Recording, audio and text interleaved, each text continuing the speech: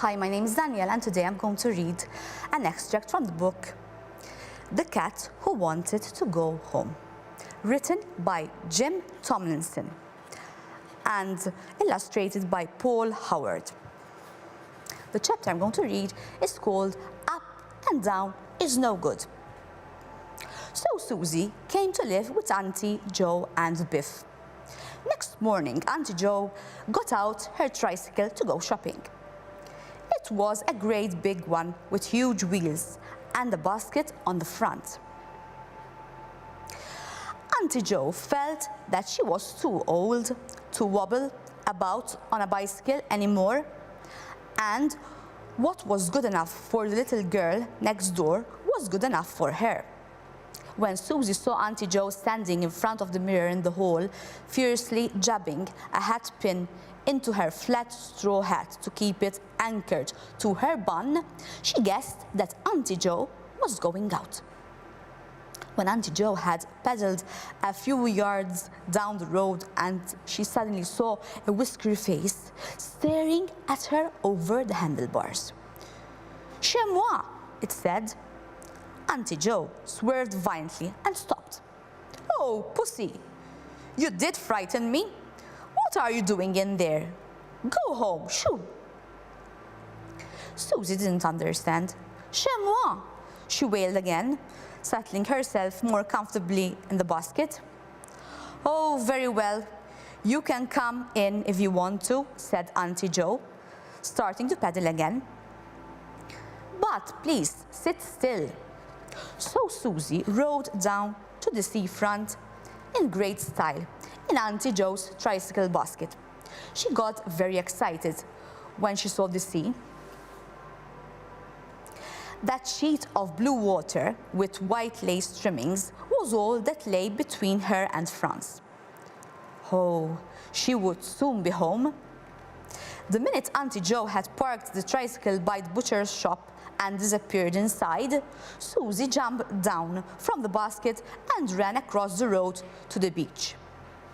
There were children everywhere, digging in the sand and running about with buckets of water, just like French children.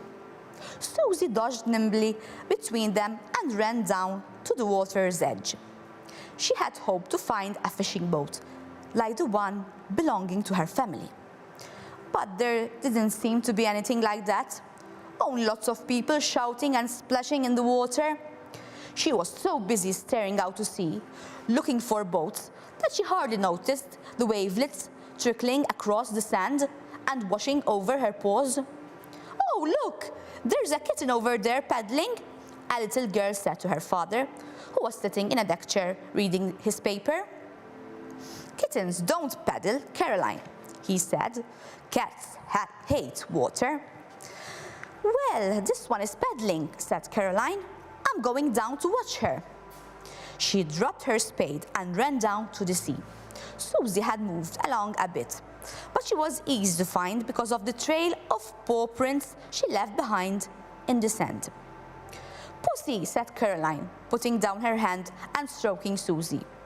Susie trilled and purred and rubbed against the little girl's hand. "Oh, you are sweet," she said, picking her up and holding her against her shoulder. "Come on, I want to show you to Daddy. He doesn't believe that you've been paddling." She started back to the beach. But Susie suddenly jumped down and tore away across the sand towards some rocks. She had seen something. From Caroline's shoulder, she had had a better view over the top of people's heads. And she was sure she had seen a boat. A boat! She could get home at last. Caroline started to follow her, but Susie was going much too fast. And anyway, her father would be cross if she just disappeared without telling him where she was going. Bother! Now he would never believe that there had been a paddling kitten. Susie reached the rocks and looked about her. Yes, there was the boat. It was a very small plastic canoe, but it was all there was, so it would have to do.